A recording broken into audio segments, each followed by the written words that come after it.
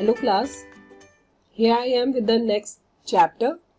Previously we have learned two chapters, दो chapter हम already पढ़ चुके हैं. It's a new chapter, that is fiber to fabric. So let's start the first lecture of this chapter. This is lecture number 1 of the chapter fiber to fabric. That is, let's see the introduction. Any fabric cloth is made up of yarns. Fabric means cloth. Fiber chapter का नाम है fiber to fabric because firstly the threads are prepared. पहले जो threads है उन्हें कहते हैं fibers. अब इन्हीं threads को fibers की मदद से जब कपड़े बनाते हैं, fabric बनाते हैं, तो इन threads से कपड़े कैसे बने, किससे क्या बना, we are going to learn in this chapter. That is known as the fiber to fabric. Any fabric cloth, जिसे cloth कहते हैं, is made up of yarns arranged together which are further made up of still thinner strand called fibers. yarn किसे कहते हैं? yarn means जिसमें fibers लपेटे होते हैं. आपने देखा होगा घरों में जब मम्मी लोग ठंडक के दिनों में स्वेटर बीनती हैं तो ऊन का गोला होता है, ठीक है. एक yarn वैसे ही होता है जिसमें एक लकड़ी का टुकड़ा होता है जिसमें चारों ओर फाइबर्स लपेटे होते हैं, बिल्कुल लगभग ऊन की तरह होते हैं. So yarns arranged together with are further made up of. इसी yarns में जो thinner strands होते हैं जिसे fibers कहते हैं, इन्हीं fibers की मदद से फिर fabric या clothes का formation होता है. Thread-like part in animal and vegetable tissue is called fibers.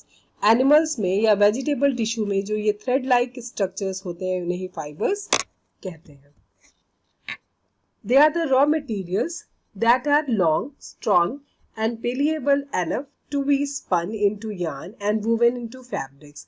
They are the raw materials. ये raw material होते हैं that are long, जो लंबे होते हैं, strong होते हैं और spun करने के means yarn के चारों ओर लपटने के लिए के लायक होते हैं, जिसे बाद में woven means जिसकी बुनाई होती है और फिर fabrics का formation, कपड़े का formation होता है. Classification of fabrics. अब फैब्रिक्स होते कितने तरह के हैं, चलिए देखते हैं कितने तरह के होते हैं. These are the natural, means natural जो हमें नेचर से मिलते हैं, प्लांट से या एनिमल से. Semi synthetic fibre, semi means आधे, जो कि आधे आर्टिफिशियल होते हैं और आधे नेचुरल से बने होते हैं. And artificial that is synthetic fibre, जो आर्टिफिशियली बनते हैं, सिंथेटिक फाइबर्स कहलाते हैं. Natural fibres. Fibers obtained from plants are called plant fiber and fibers obtained from animals, जो fibers plant से, पौधों से मिलते हैं उन्हें plant fibers कहते हैं, और जो हमें मिलते हैं animal से उन्हें कहते हैं animal fibers. और plant और animal दोनों ही fiber को एक साथ natural fiber कहते हैं. क्यों? क्योंकि इन्हें हम नहीं बनाते, ये हमें nature से मिलते हैं. For example, cotton, jute and silk. Cotton and jute, these are the plant fiber. And silk is a animal fiber, but together, लेकिन एक साथ हम इन दोनों को ही natural fiber कहते हैं. Animal fiber, अब obviously name से clear है कि जो fiber हमें animal से मिलते हैं उन्हें animal fiber कहते हैं. तो ऊन और silk, wool and silk we obtain from the animals. wool किससे मिलता है? बहुत सारे जानवर से, the camel या goat, sheep, इन सब से हमें ऊन मिलता है, तो एनिमल से मिलता है. सिल्क हमें सिल्क के इंसेक्ट से मिलता है, तो इट्स ऑल्सो इंसेक्ट, एनिमल है, तो ये दोनों ही फाइबर क्या हुए? एनिमल फाइबर हुए. Wool, wool comes from sheep, goat, yak and some other animals. These wool yielding animals bear hair on their body. ये वूल यील्डिंग एनिमल्स आपने देखा होगा, याक देखा है, गोट, शीप देखी है, जिनकी बॉडी पे हेयर जैसे स्ट्रक्चर पाए जाते हैं और इन्हीं हेयर जैसे स्ट्रक्चर से ऊन को बनाया जाता है. So these are the animal fibre. Do you know why these animal have a thick coat of hair? कि इन जानवरों पे आपने कभी सोचा है कि इनके बॉडी पे ये थिक हेयर या कोट क्यों पाए जाते हैं? Hair trap a lot of air. क्यों? क्योंकि जो हेयर होता है वो बहुत सारा एयर ट्रैप करता है. अब जितने भी जानवर है, शीप है, गोट है, उन्हें भी ठंड लगती होगी, तो हम उन्हें स्वेटर पहनाने तो जाते नहीं है, तो नेचर ने उन्हें प्रिवेंट करने के लिए उन्हें हेयर्स दिए हैं. उनकी बॉडी पे हेयर है, इसीलिए जब हेयर का रिमूवल किया जाता है तो ठंडक में नहीं किया जाता है. हमें ऊन चाहिए तो, बट हम उन्हें नुकसान पहुंचा के नहीं लेते. जब गर्मी आता है तब हम उस ऊन को रिमूव करते हैं और इस रिमूवल को फ्लीसिंग कहते हैं.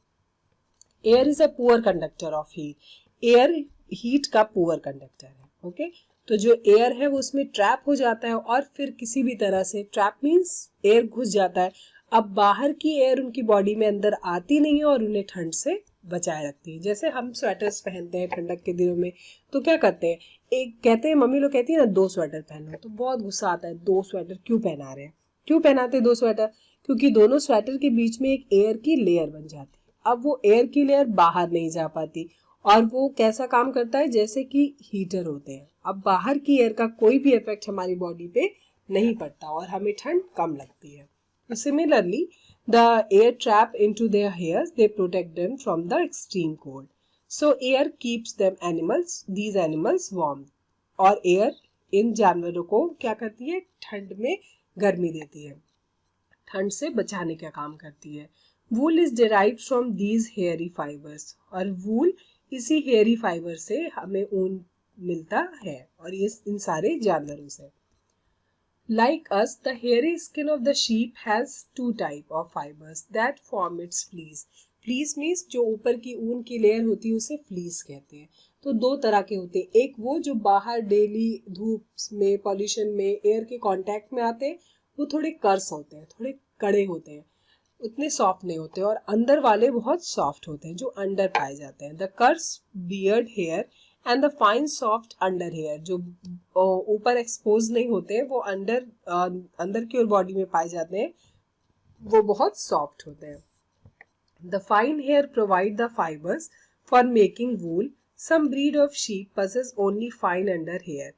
The fine hair provide the fibre for making wool. यही फाइन हेयर की मदद से ऊन बनाया जाता है, और कुछ ब्रीड ऐसे हैं जिनमें सिर्फ फाइन हेयर्स भी ही पाए जाते हैं। सी इट्स अ शीप, इसमें पूरी बॉडी में ऊन, ये जो हेयर होते हैं ये बाहर वाले कर्स होते हैं, क्यों, क्योंकि वो डेली धूप में, धूल में कांटेक्ट में आते हैं तो थोड़े कर्स हो जाते हैं, रफ हो जाते हैं, लेकिन जो अंदर पाए जाते हैं, जो नीचे की ओर पाए जाते हैं, ये बहुत ही सॉफ्ट होते हैं। तो 2 वेराइटी के ऊन पाए जाते हैं, the coarse and the soft one.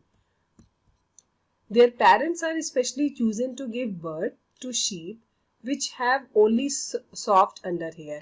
जब ब्रीडिंग कराई जाती है तो उन्हीं पेरेंट्स को चूज किया जाता है, उन्हीं शीप्स को चूज करते हैं जो जिनमें की सॉफ्ट अंडर हेयर पाया जाता है। This process of selecting parents from obtaining special characters in their offspring such as, क्यों ऐसे ही शीप को चूज करते हैं जिससे कि जो न्यू ऑफस्प्रिंग्स हो, जो नए शीप हो, वो सब सॉफ्ट हेयर वाले हों और जिससे अच्छी यील्डिंग, ऊल की जो उत्पादकता है वो अच्छी हो जाए, और इसे ही सेलेक्टिव ब्रीडिंग कहते हैं। सेलेक्टिव ब्रीडिंग मीन्स कि ऐसे ब्रीड्स को, ऐसे पेरेंट्स को चूज करना जिनके की हेयर जो है वो सॉफ्ट हो, सेलेक्ट करके उनकी ब्रीडिंग कराना, so that is known as the selective breeding, जिससे कि जो नेक्स्ट जनरेशन हो, जो ऊल शीप हो, वो सब अच्छे हेयर वाले हो। एनिमल दैट ईल वूल, अब हम पढ़ेंगे ऐसे एनिमल के बारे में जो कि वूल देते हैं हमें। Wool comes from sheep, llama, alpaca, वेर्निको एंड विकुना।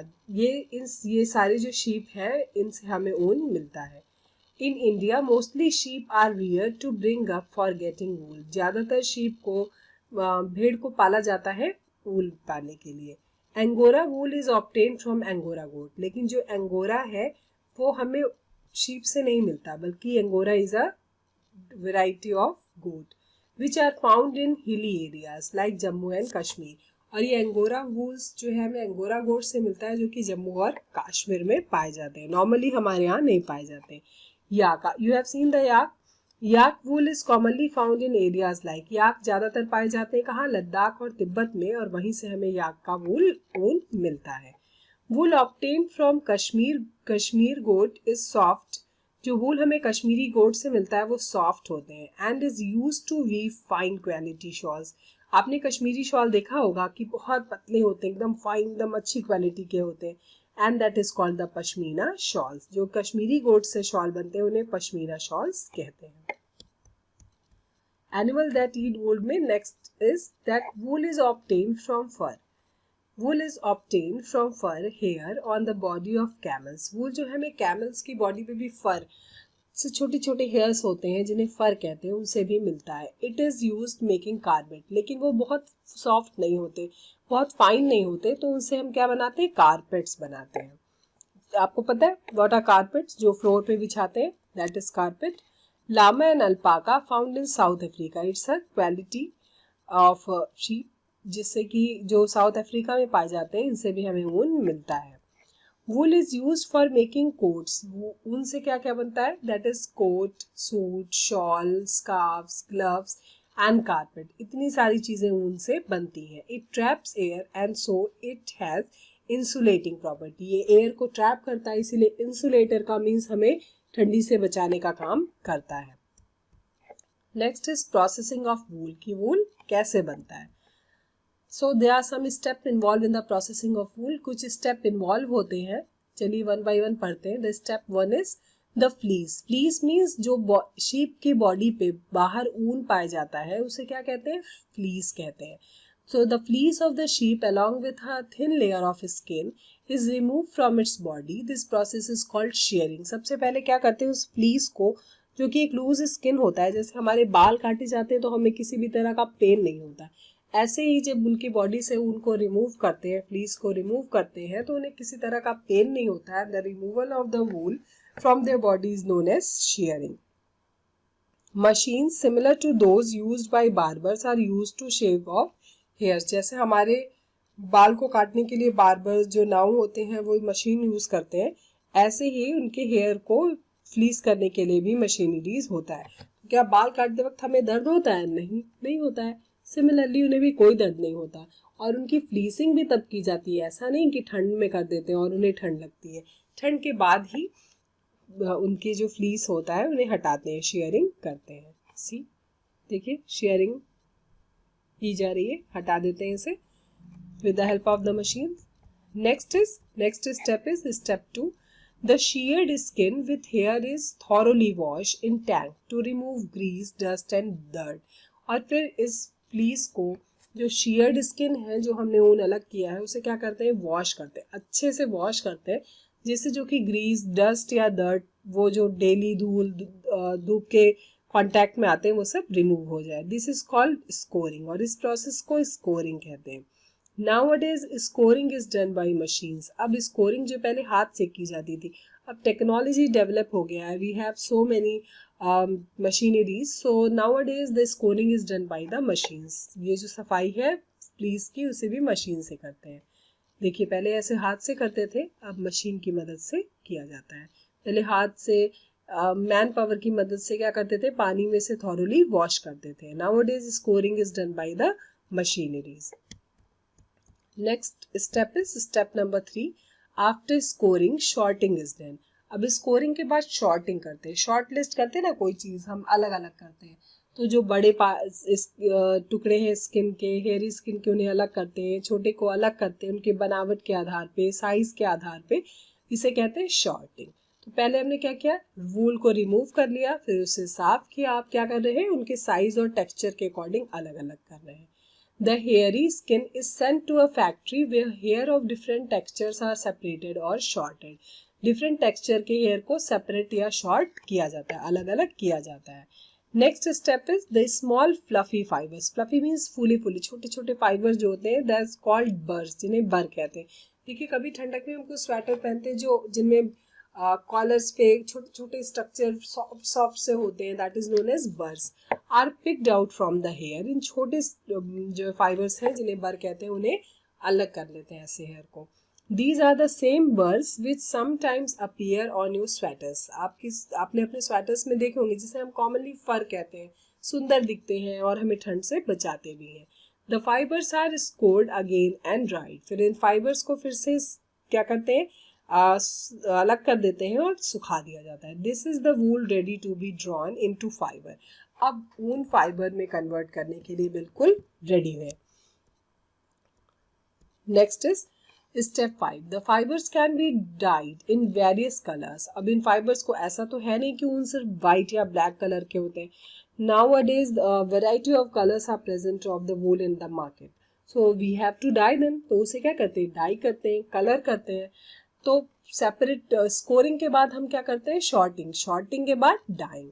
तो अब उसे कलर करते हैं. As the natural fleece of sheep and coat is black, brown and white. Naturally तो ब्लैक, ब्राउन और व्हाइट ही पाए जाते हैं, लेकिन फिर हम उन्हें क्या करते हैं, कलर करते हैं. Next step number 6 is the fibre are straighten. देखिए यहाँ फाइबर्स को straighten, combed and rolled into yarn. उसे स्ट्रेट करने के लिए कॉम किया जाता है, रोल किया जाता है और फिर यार्न में, ऐसे यार्न में लपेटा जाता है।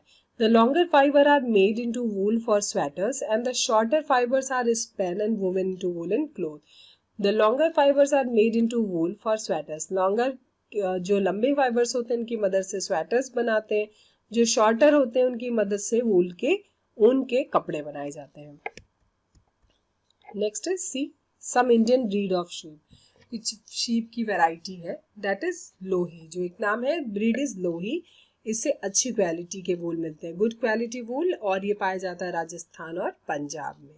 Next is Rampur Bushair, that is from the brown fleece. ये ब्राउन फ्लीस होते हैं, ब्राउन कलर के होते हैं और पाए कहाँ जाते हैं, उत्तर प्रदेश और हिमाचल प्रदेश में।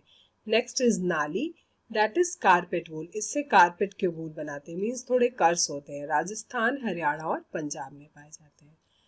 भाकरवाल फॉर वुलन शॉल्स, इससे वुलन के शॉल्स बनाते हैं, ऊनी शॉल बनाए जाते हैं, जो कि जम्मू और कश्मीर में पाए जाते हैं।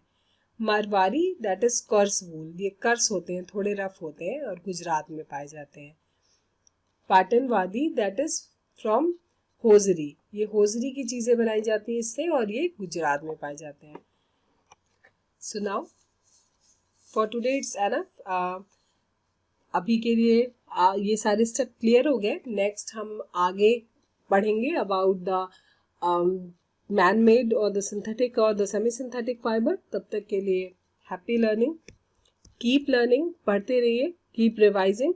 Will meet in the next lecture of the same chapter. So that's all. Thank you.